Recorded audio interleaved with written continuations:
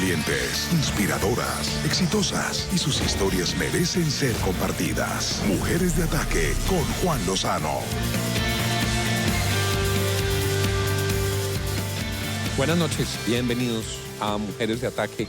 Este año ha arrancado con una muy potente y convulsionada agenda en asuntos internacionales. Por supuesto, lo que está ocurriendo entre Estados Unidos e Irán, el voto finish para la consolidación del nuevo gobierno en España y aquí en nuestro vecindario la refrendación del mandato de Juan Guaidó en un país de institucionalidades paralelas, si de alguna manera se les puede llamar, dos presidentes, dos congresos, dos mundos en un país que sigue padeciendo los rigores de una muy profunda crisis.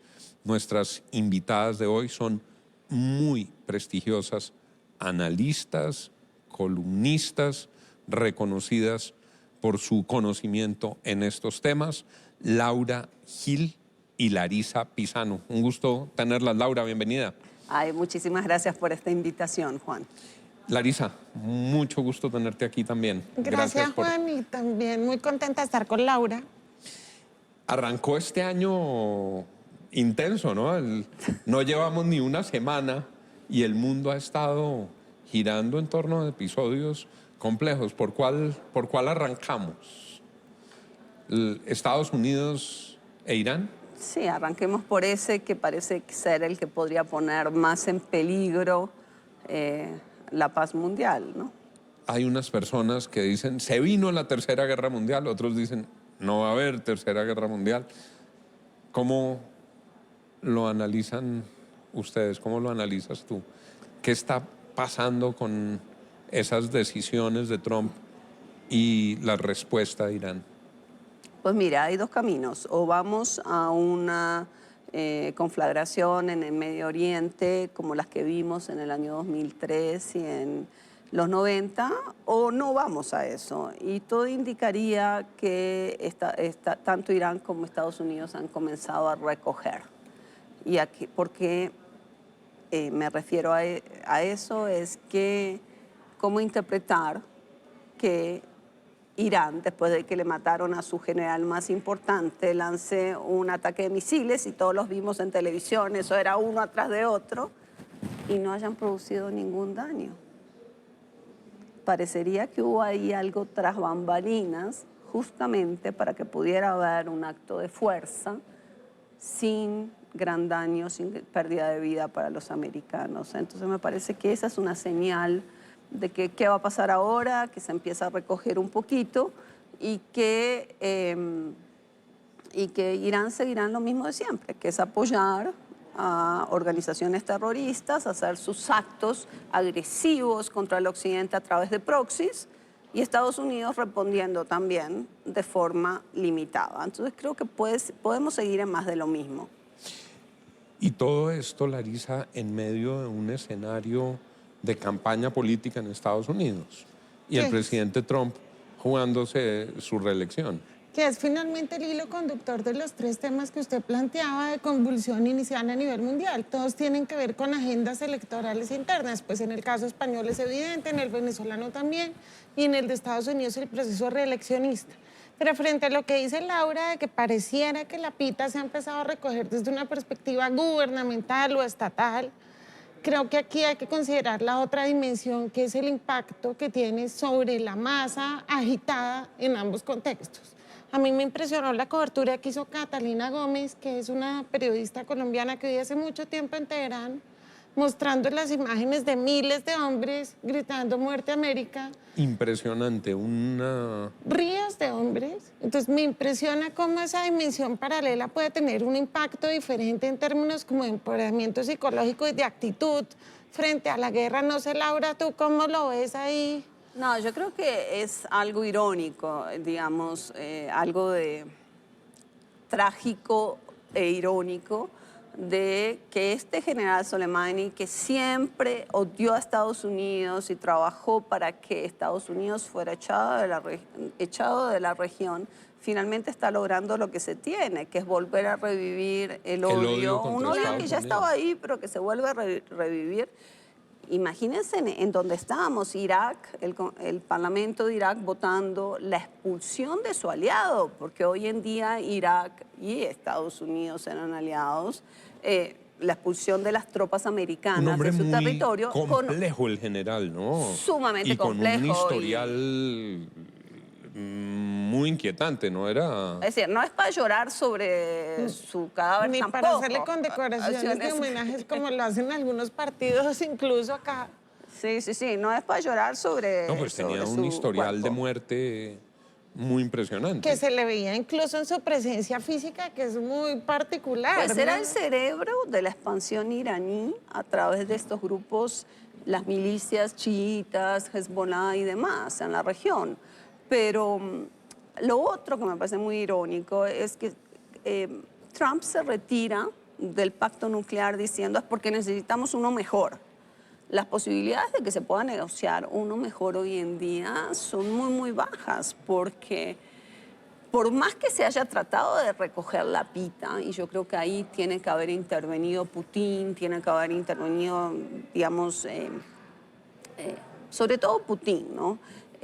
Porque los europeos han estado muy marginados de todo lo que ha pasado. Las posibilidades de que Irán se siente a hablar hoy en día con Estados Unidos son mínimas, mínimas, creo yo. Ahora, viniéndonos a nuestro hemisferio y para nuestros públicos en NTN y en RCN, Irán tiene vasos comunicantes con esta región vía Venezuela. ¿Cómo afectará, si es que lo hace de alguna manera, el mapa y el clima en nuestra región, Larissa? Pues yo todavía no veo la conexión directa en términos de cómo puede generar ese impacto que se plantea. Yo siento que todavía estamos ligados nosotros al tema venezolano dentro de un contexto mucho más regional y todavía para mí sería difícil de prever cómo impacta la región. Yo la verdad, impacto práctico sobre nosotros todavía no veo, pero sí es evidente, creo yo, que hay una alianza, una asociación fuerte entre Venezuela y el gobierno iraní, que los iraníes se mueven libremente en el país y que aparte Hezbollah no está, también está en la triple frontera. Entonces, digamos, no habría por qué prever que se podría trasladar la agresión de Irán a nacionales norteamericanos, que creo que es una de las cosas que debemos prever a digamos, a este continente, pero que están por acá, sí están. En Estados Unidos hay gran nerviosismo, ¿no?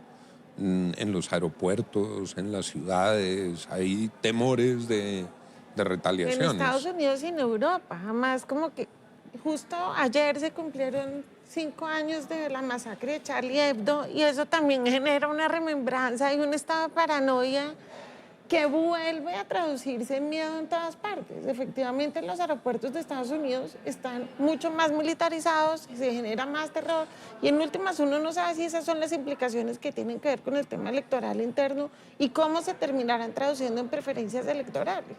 Lo cierto es que Trump no es un buen aliado. O sea, Trump ataca sin avisar a los países europeos que tienen tropa en Irak. Yo tendería a pensar que este tipo de movimientos en un país que hasta hace muy poco demostró electoralmente tener criterios todavía muy afianzados en principios básicos de nacionalidad y de nacionalismo, podría ayudarle a una reelección. Pues yo creo que hay posibilidades, yo no creo que sea evidente que va a perder, sobre todo porque del lado demócrata uno no ve un candidato particularmente fuerte, pero yo aquí quisiera, digamos, me parece interesante pensar, Juan, de que si la democracia de Estados Unidos está en declive, creo que el mensaje es que no hay democracia que esté a salvo, que todas las democracias pueden morir en algún momento. Y creo que ese es un mensaje para todas las demás, que hay que trabajar siempre para mantener el sistema vivo.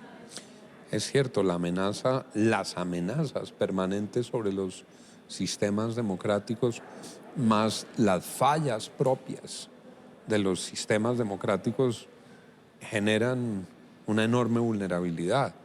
Y por supuesto tenemos ejemplos por doquier en nuestra región. La pregunta en Estados Unidos es, ¿qué va a pasar con los demócratas? Hubo una duda frente a la aparición de Joe Biden. Joe Biden parece haber tomado un segundo aire. Dicen que Obama lo acompañaría. Está este joven alcalde que ha sido todo un fenómeno, pero dicen que todavía no tiene la consistencia para lograrlo. Está en un lado mucho más extremo Bernie Sanders, está Elizabeth Warren. Ahí todavía unos jugadores, pero pareciera que Biden estuviera tomando aire. Y que hay como también simultáneamente un proceso y un movimiento de resistencia. O sea, yo coincido con ustedes en que hay una fragilidad democrática, pero esa fragilidad democrática es precisamente la que hace que el mismo sistema se renueve y que plantee opciones críticas, alternativas, que en algunos momentos la apuestan a la unidad frente a la transformación del sistema político. Es decir, simultáneamente a que en el mundo vemos democracias en crisis, también vemos movimientos civiles, esperanzadores, gente que clama por otro tipo de valores de ser política, por otros temas, por otras agendas. Ay, yo no soy tan optimista, la verdad. Y sobre todo en Estados Unidos. Yo creo que lo que ha pasado en estos años en Estados Unidos muestra, por un lado, que sí, es verdad, las instituciones han actuado como una barrera de contención, pero que se ha acabado un mito que era un mito fundacional en Estados Unidos, que era la misión democrática de Estados Unidos en el mundo. Y yo creo que eso ya se acabó. Yo creo que nadie ya, digamos, Estados Unidos ha pasado por momentos de aislamiento y por momentos de intervención en el mundo. Porque esto es desde las otras ironías de Trump, ¿no? Trump, que quería aislar a Estados Unidos, va a terminar envuelto teniendo que jugar un papel muy importante en el mundo y gastando mucho más de lo que había prometido que iba a gastar. Bueno, pero para volver al tema de la democracia, o sea, el sentido de misión es algo muy importante en el imaginario americano, independientemente de que si en la práctica se realizaba o no, pero era una cosa importante. Incluso ahí, cuando estaban ayudando a golpes de estados en el Cono Sur, había un imaginario de que hay una misión democrática de Estados Unidos en el mundo. El guardián universal de la democracia. El guardián, y creo que eso es una de las bajas grandes que le ha llevado Trump al sistema. Pero yo lo siento también como algo que podría ser coyuntural, ¿no? O sea, lo que tú planteas, Juan, de una institucionalidad tan sólida, pero también lo veo más como un tema de dignidad del poder presidencial que del reconocimiento a la validez institucional. Bueno, también están atravesando por un periodo inédito con una figura inédita como la de Donald Claro. Trump, que asume unas posturas que no se conocían en el despacho Oval en Washington. ¿Qué va a pasar en Venezuela? ¿Qué le espera al segundo periodo de Guaidó? ¿Cómo va a reaccionar el gobierno de Donald Trump? ¿Qué tan atornillado está Maduro? Ya volvemos en Mujeres de Ataque. Regresamos. Vimos a Juan Guaidó encaramado, tratando de saltar las rejas, tratando de llegar hasta el recinto de sesiones, tratando de juramentarse. Lo hizo en una condición también absolutamente inédita en la sala de redacción del Nacional. ¿Qué va a pasar con Guaidó? Yo creo que Guaidó tenía un tema, o tuvo un momento y que los tiempos han ido en contra suya. Es decir, el liderazgo que pudo tener a comienzos del año pasado y la proyección como una figura con algún potencial de fortaleza regional se ha venido debilitando a medida que pasa el tiempo. Sí fueron unas imágenes fuertes, verlos con la chaqueta desgarrada, tratando de entrar al Parlamento, generando pues ovaciones de sectores políticos afines, pero me parece que es una figura que ha ido desgastándose con el paso de los meses. Es evidente que no tiene hoy el empuje que tuvo al comienzo, pero tampoco ha surgido otra figura, No que es un surgió poco otra. el dilema siempre de la oposición venezolana. Y de que la gente se fundó unas expectativas de transformación en el corto plazo ante una situación tan trágica y tan... Para mí no es un problema de figuras, o sea, él podía ser, él era una de las, o sea, él realmente superó las expectativas que uno podía tener para alguien con tan poca experiencia. Realmente en los primeros meses claramente superó las expectativas de todo el mundo. Pero lo que yo creo es que las estrategias, se apostó mal las estrategias y se está pagando el precio. Y el precio de haber hecho las cosas tan mal, incluyendo del lado colombiano, que es gran responsable de lo que está pasando hoy, es que vamos a quedarnos con Maduro. Maduro se reencauchó, hay que decirlo así. Fracaso total. Maduro está reencauchado. Reatornillado. Reatornillado con una situación... Poder militar fuerte. Poder militar fuerte y una situación económica que obviamente sigue siendo grave, pero que poquito a poquito va mejorando. Es decir, ya no escuchamos tanta escasez, ya la gente tiene un poquito más, ya... Entonces, ¿qué está pasando? Este señor se va a quedar aquí al lado nuestro, quién sabe cuánto tiempo más, por una estrategia fallida, porque yo creo que aquí... El Grupo de Lima fracasó. Un desastre. ¿Y por qué? Porque el cerco diplomático fue muy eficiente y fue muy útil, pero había que saber medir hasta cuándo. Y aquí se apostó, y en esto Colombia fue el que lideró esta posición, de que cuando ya se tenía Maduro en una posición tan débil, Colombia decidió que no se podía negociar. Y trató de moverse tras bambalinas, Juan, en ese Grupo de Lima, para boicotear esa negociación. Y otro sería el cuento si con un Maduro débil se le hubiese dado una posibilidad de negociar. ¿Sabe por qué? Porque ahora nos quedamos con las dudas de qué hubiese podido pasar en esas negociaciones. En la línea que menciona Laura es lo que aquí se había llamado una salida digna. Ayudar a encontrar, si cabe la palabra, para alguien que ha abusado de su poder y que ha vulnerado todos los principios democráticos, pero que estuvo dispuesto a contemplar un escenario de salida. Claro, y que eso permitía reivindicar a quienes defendían el cerco diplomático, porque si la negociación fracasaba por cuenta de Maduro, había quien echarle la culpa. Ahora la culpa la terminan cargando y los sobre que no todo ser efectivos con ese cerco. Yo siempre, es que no logro entender esto. Si había posibilidad de negociación, en parte era por los logros del cerco diplomático. Un cerco diplomático que en efecto había liderado Colombia. Colombia solita se ocupó de armar su éxito y deshacerlo.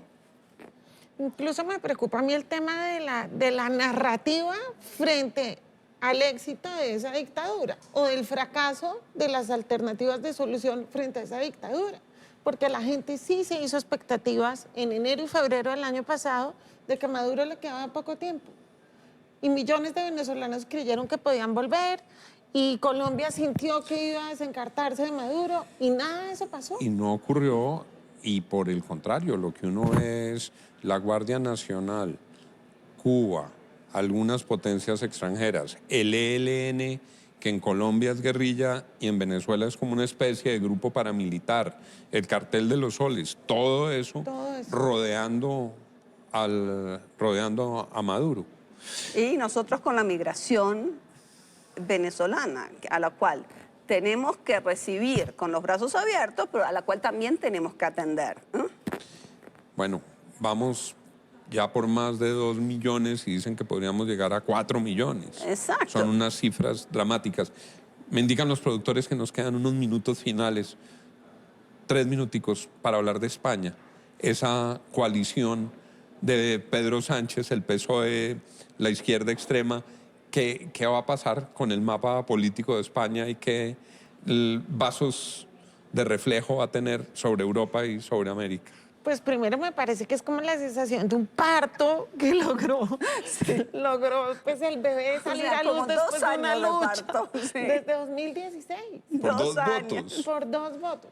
Oía casi los gritos diciéndoles a los diputados del PSOE y de los partidos de la coalición, por favor, por vengan a favor. dormir a Madrid, no se vayan a ir. Pero siento que percibo todavía que es una coalición frágil, precisamente por lo difícil, sigue siendo frágil en temas ideológicos, en temas de acuerdos burocráticos y, digamos, siento que en ese mismo sentido la democracia española sí atraviesa por un momento de fragilidad muy complejo. Yo creo que lo que está pasando en España es lo que está pasando en muchos lugares, que son electorados totalmente fragmentados y que no logran encontrar vías de conversación, de diálogo, de acuerdos. Es claramente, como dice Larisa, un gobierno frágil, pero yo creo que es un gobierno que va a lograr sacar el presupuesto. Acuérdense que el anterior gobierno de Sánchez se cayó justamente porque no pudo sacar el presupuesto. Entonces yo creo que este gobierno va a durar un poquito, creo, más por el temor de volver a esa ingobernabilidad anterior. Pero obviamente aquí la gran discusión es qué va a hacer cuando Cataluña empiece a apretar, porque le recordamos a los televidentes que Sánchez logró armar gobierno porque lo apoyó. Con los votos catalanes. Exactamente. Que no se van a bajar de sus pedidos independentistas. Usando una expresión colombiana, eso no fue al gratín, eso no es gratis, eso tiene una factura. Les agradezco mucho que hayan aceptado esta invitación aquí. Lo bueno es que conversamos sabroso, lo malo es que el tiempo se pasa rápido. Muchas gracias, Larisa. Gracias a ti, Juan. Muchas gracias, Laura. Un gusto, Juan, estar aquí. Un placer tenerlas aquí. Y a ustedes, muchas gracias por habernos acompañado hoy en Mujeres de Ataque. Que tengan todos una feliz noche.